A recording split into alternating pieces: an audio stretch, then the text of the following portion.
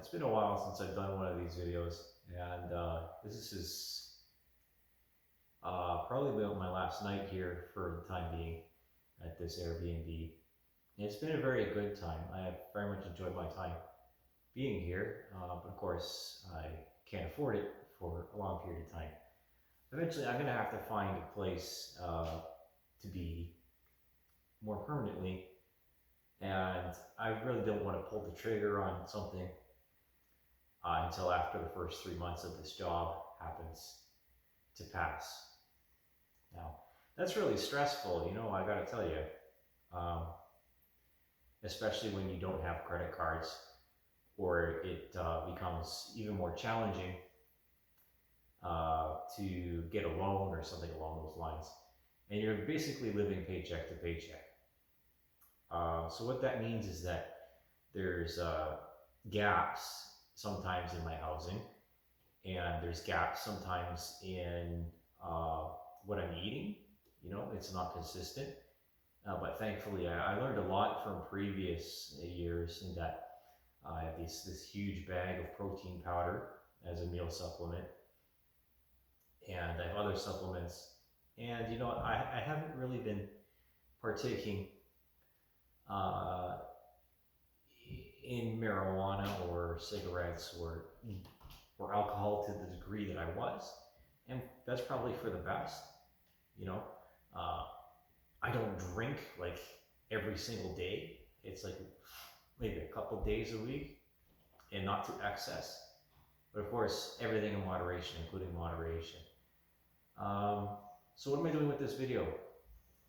Well, I want to demonstrate that I am doing these exercises with a real intent and with a real seriousness. It's not out of mockery or out of trying to insult other people or to try to be something that I'm not. I see a lot of vitriol online,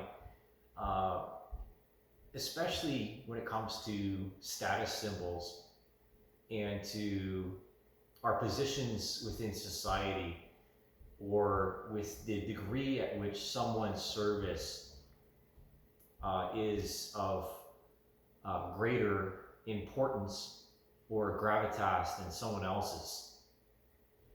And I came up with this phrase, again, it was within the video series, The History of Propaganda, in which it goes like this: if you're not in service to someone, or you're not servicing something, then you're servicing someone or something, which means you're in bondage. And I think that there's a lot of misplaced energy when it comes to the idolization or the worship even of other cultures, or of people in positions of prestige or honor. And then we hold some people to such a high standard that if they falter, we're just ready to beat them down right back into the earth, as if a single fault is worse and of greater insult to everyone, a disgrace, than their entire life of accomplishments. I don't think that's really fair, and honestly, I don't think that is truly compassionate.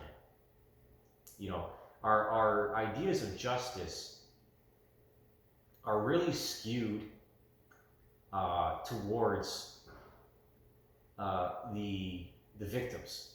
There's a definite bias towards the victims, and that can lead to vigilantism and to, of course, mob mentality, in which the evidence that is presented is no longer of any importance, and instead the emotional and the spiteful, the willingness to tear someone down because of, again, their position of honor, dignity, and of prestige, because they have done things and accomplished things within their lives that the person that is spewing this negativity and this hate and this anger or resentment towards this figure, this person, never did, and never had the courage, and never had the valor to do it themselves. So there is no respect without demonstration. And I'm going to put this video on YouTube, and I haven't done that in a while for something like this because, well, I've been posting a lot to Facebook, and I have this new relationship with the CAF. And of course, if you don't know, I was an air cadet in my teenage years until I was from 12 to 19 years old. I was a staff cadet, so I've held a position of responsibility, right? I've held a position of leadership, and I've had power over other people's lives to a certain degree. And even now, still, and despite my failures, I'm an aircraft mechanic. I have responsibility for other people's lives. Every single thing that I touch, and every moment that I touch something that goes onto an airplane, I am responsible for that. I'm not just responsible for my well-being, I'm responsible for someone else's well-being. And that's a serious thing to consider. And not everyone is willing or able or capable of taking on that stress or that level of competence or wanting to become that. And to develop that in someone else is a long and winding road. I thought about this recently because one of the apprentices at work had an incident that resulted in damage, serious damage to the airplane. Right? Like it's going to be like a 20 to 40 hour repair. And I was thinking to myself, and I said to some other people, I hope the manager goes easy on him, for a multitude of reasons, whereas other people have a different opinion in which they want to see him disciplined. But the truth is that you can't develop someone else's skill or their attitude by getting rid of them. You can't use violence to make someone do what you want them to do and expect them to do it. Because all it does is cause a rebellion later on, or causes even more negativity. Right? You can't develop an apprentice into a mechanic if you keep firing them. Because if you keep firing them, then you build this culture of negativity and of toxicity, in which if someone with more experience does the same thing, then they're out the door at the same time. And that's a culture of fear. That's not a culture of safety. That's not a culture of acceptance or inclusivity, as some people would like to call it. It's not a safe space to be in. I think there's a lot worse things to put on video than just a guy rambling and then doing some stretches. There's a lot worse things. Okay, so I'm gonna run through, after I've done this rant, of course, a few of my favorite poses.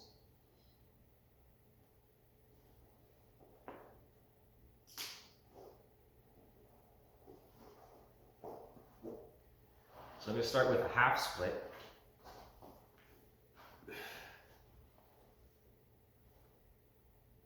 And you Taekwondo practitioners out there will know exactly why. So I'm trying to put my hip right to the ground. And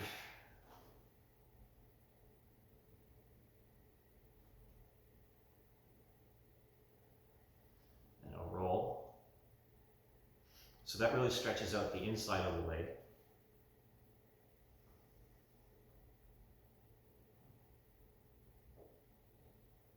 What, I'll hold this for like 30 seconds for each one of these.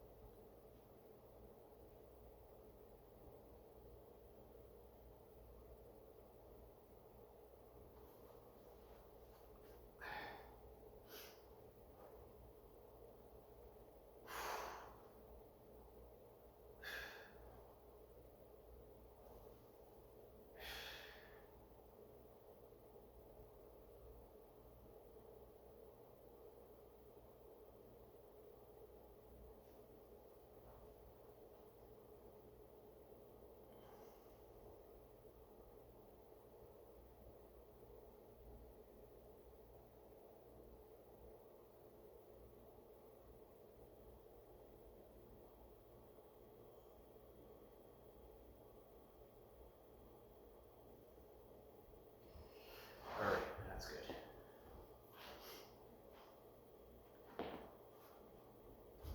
Now this is something that the next one is I like doing the windshield wipers, and then the 90-90s, right? Try and keep my hips on the ground.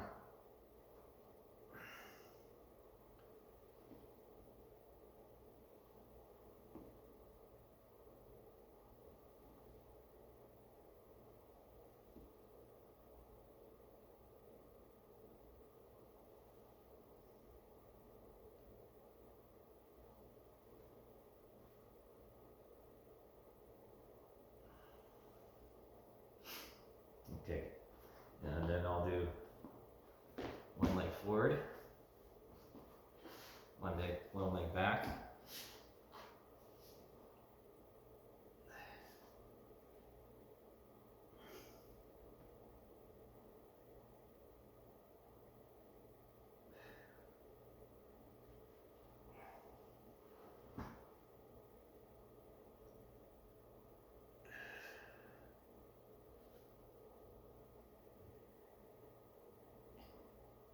You know, I really wanted to go to the gym today, but I was waiting on an important phone call that didn't quite happen, and then both gyms in the area that I like going to, well, one is the YMCA here, or the community center in the next city over, which is very close. Both closed at 5 p.m. So I had already drank a Red Bull, and sometimes I just don't plan things very much. I just wing it to see what happens. So I had myself a nap, and I'm like, you know what, I can do some yoga. That I can definitely do.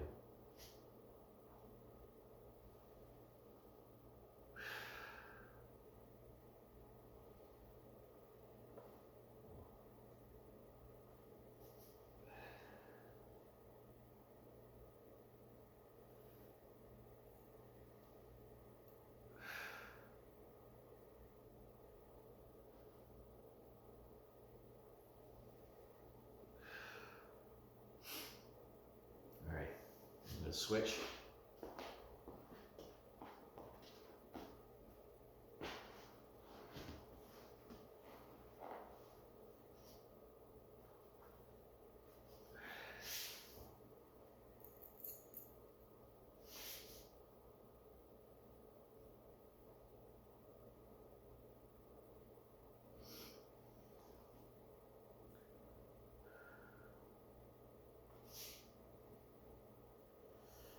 I learned something this past week. It comes from the English, and the term is bloater. You know, bloated, bloater. It means a greedy individual, something like that.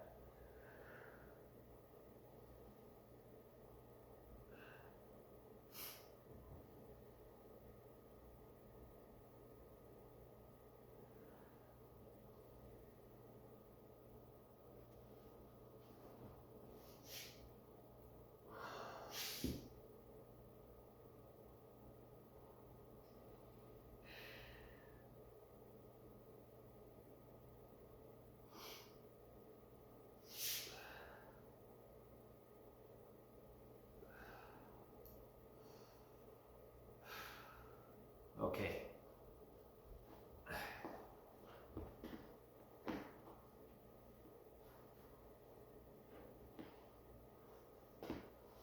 I usually try to do it even when I'm pulling or lifting my butt off the ground.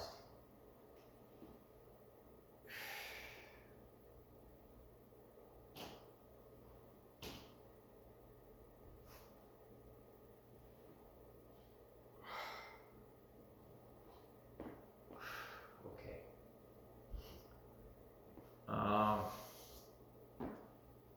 That's another one I really like doing. I find the child's pose is really, really effective. So spread the legs out.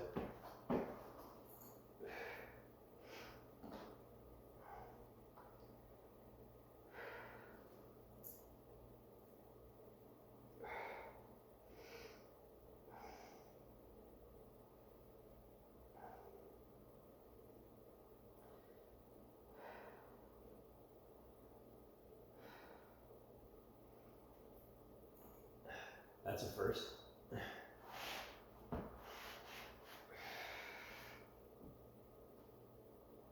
I don't know if any of you had your dog tags stick to your head.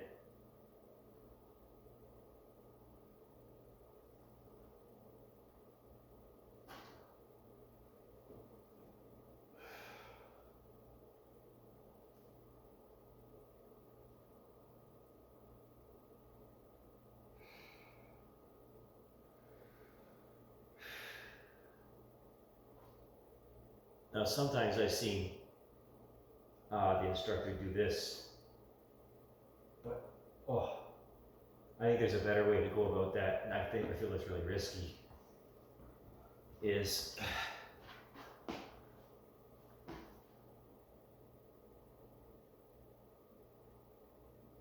it's just a simple one.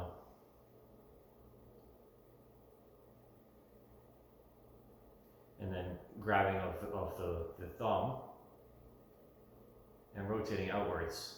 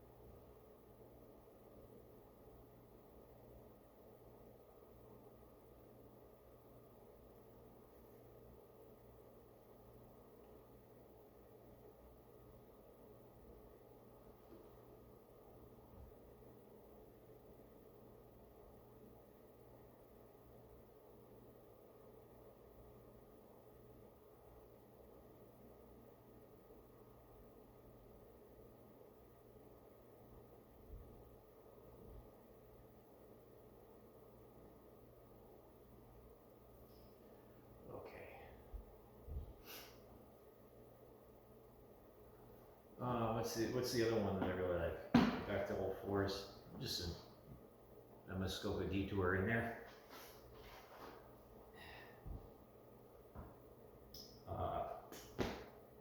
This.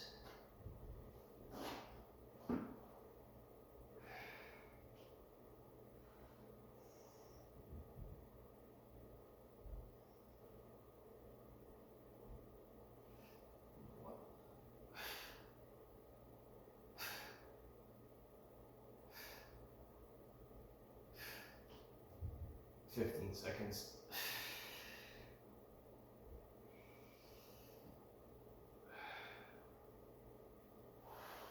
And then out.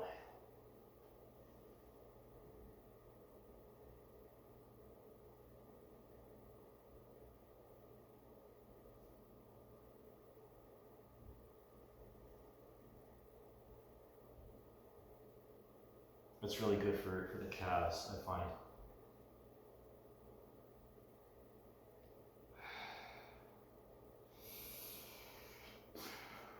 Okay.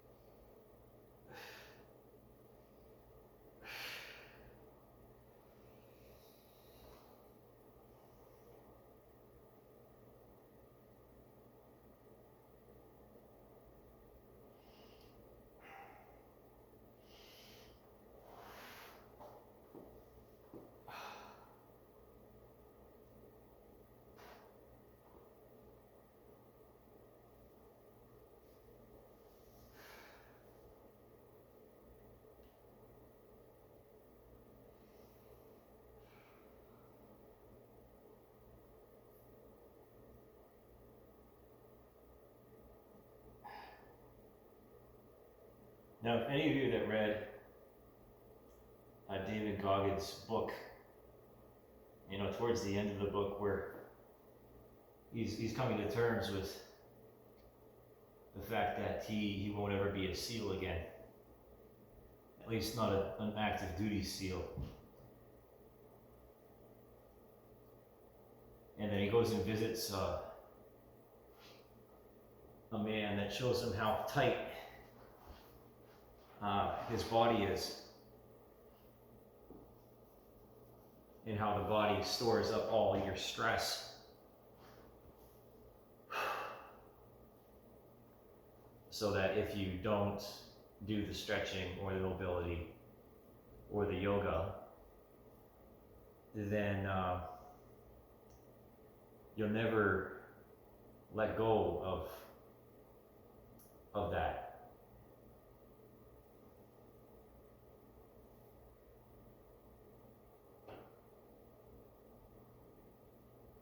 You know, it's a real fallacy of a modern medicine, in that there seems to be two schools of thought in which the mental and the physical, a lot of times, are separate from each other. And that you can solve things with surgery, which is, to me, a very 18th century mentality.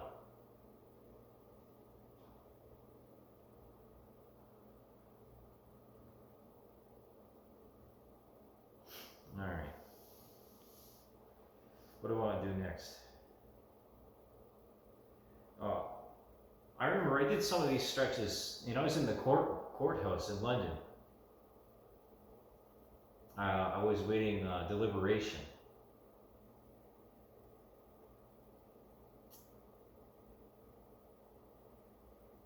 And if you know my story, you know that I spent a year in a maximum security prison on remand, which means they had charges against me, but they didn't have any proof. And they didn't have much means of proving anything, but they still punished me anyways. And so then I was let go, and then I was found innocent, and then I don't have a criminal record. I'm not in any sort of registry. But the scars are still there, and I can't get that year back. There's no possible way I will ever get that year in prison back. That time lost. My 38th year of my life was spent in a cage. for no good reason, and I didn't deserve to be there.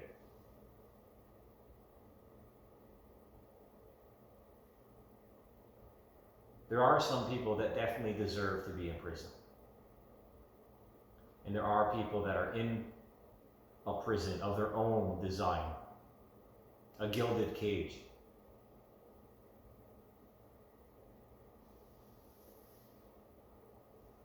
Even though they're not criminals.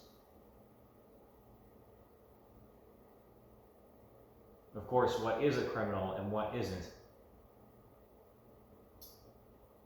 has been up for the debates of jurisprudence for centuries, and it changes depending on the culture.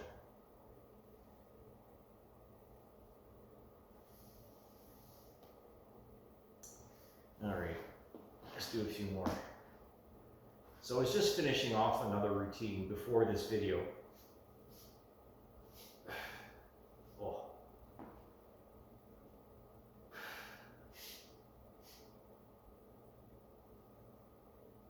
And this is one of the, I would say, runner's stretches.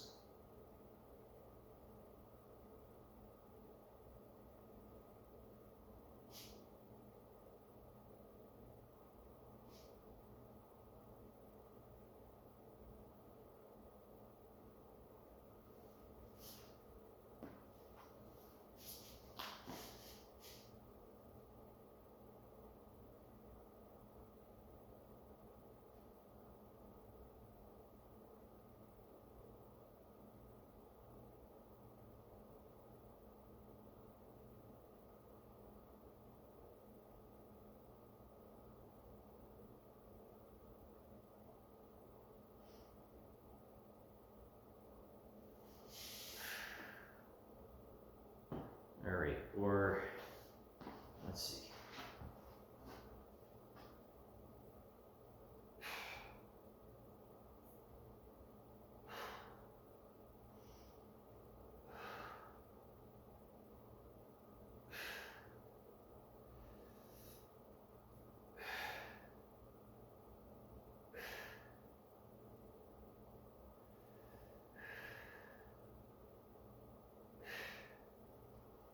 Switch legs.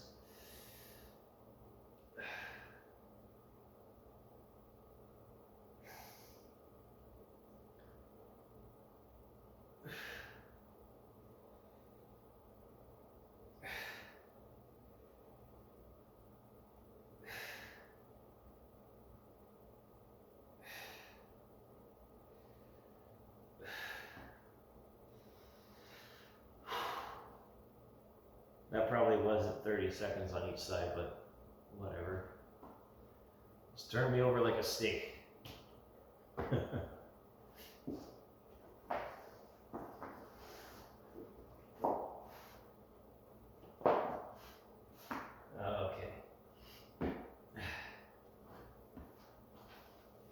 I think that's enough. There's a few more, obviously.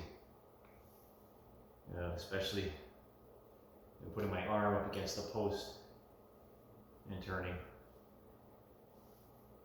Again, that's for the upper spine.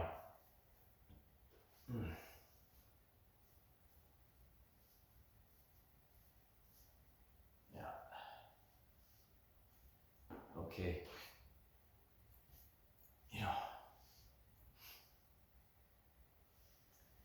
If there's one thing I don't regret, it's that decision to become more active. And maybe take things a little bit more seriously.